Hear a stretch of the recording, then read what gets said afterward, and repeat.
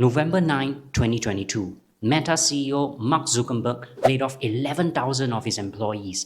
That's 13% of the entire company in one single day. Yet, he was paid $25 million that year. So when I was getting laid off from my job at Google, I started to wonder, a layoff is necessary because the company needs to cut costs. But these CEOs, they make the biggest salary. So if things are really that bad, shouldn't they take a pay cut and share the pain with us too? So in this video, we are going to explore 3 reasons why your CEO will not take a pay cut to save you and what you can do to protect yourself instead. Reason number 1 is just about the numbers. Let's get back to the Meta example. The median salary at Meta is $379,000. So when Mark Zuckerberg laid off 11,000 employees, he helped Meta save $4.2 billion in that one day. Mark's salary of $25 million is among the highest out there, but is nothing compared to $4.2 billion.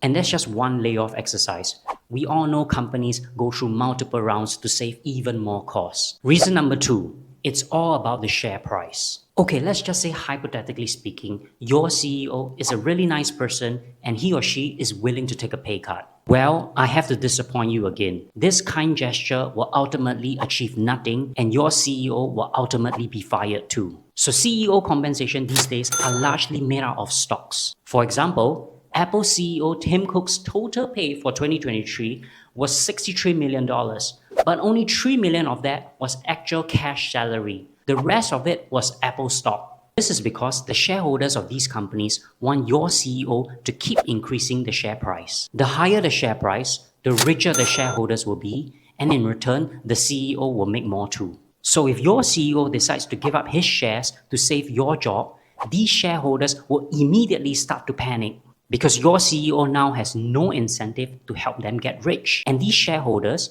which are usually big investment firms and wealthy families, they will then come together and vote your CEO out. They will then replace him with another CEO who is willing to follow the script and conduct these layoffs. So don't be angry or bitter towards your CEO. If he or she didn't do the layoffs, someone else would have done it too. Reason number 3 is that your CEO simply do not owe you anything. Back in 2014, the late president of Nintendo, Satoru Iwata, decided to take a 50% pay cut to avoid laying off any of his employees. People everywhere were commenting how kind and generous he was, but that's all that is.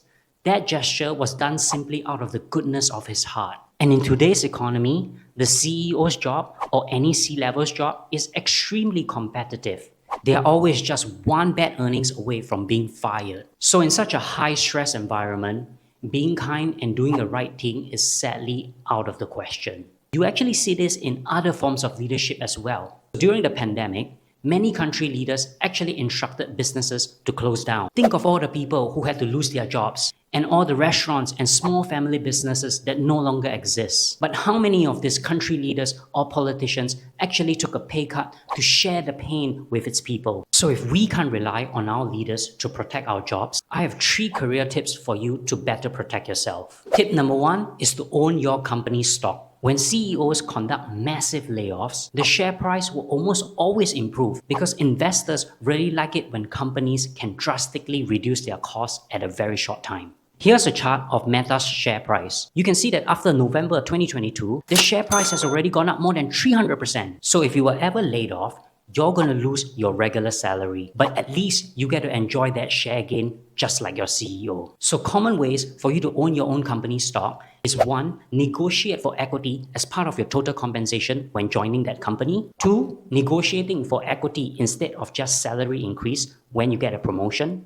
And 3, participating in any employee stock purchase plan in your company. Tip number 2, start interviewing as soon as possible. And you should interview just as often, if not more often, than your company conducting layoffs. For example, if you notice that your companies conduct massive layoffs every 2 years, that means that in every 2 years, you run the risk of losing your job. So you should be actively interviewing at least once every 2 years so that you have a backup plan. What you don't want to do is to wait until you're being laid off to then start interviewing. You will have to compete with way more applicants and you may not be in the right headspace to interview properly because you're too stressed or anxious. Tip number 3 is to make full use of your company now. Okay, if your company is going through a layoff, your manager wouldn't want to tell you this, and that is there is very limited upside to your career no matter how hard you work. That's because your company is already under pressure to save costs, and it doesn't make sense to give you a pay raise or promotion if they have to let you go later. So instead of working harder,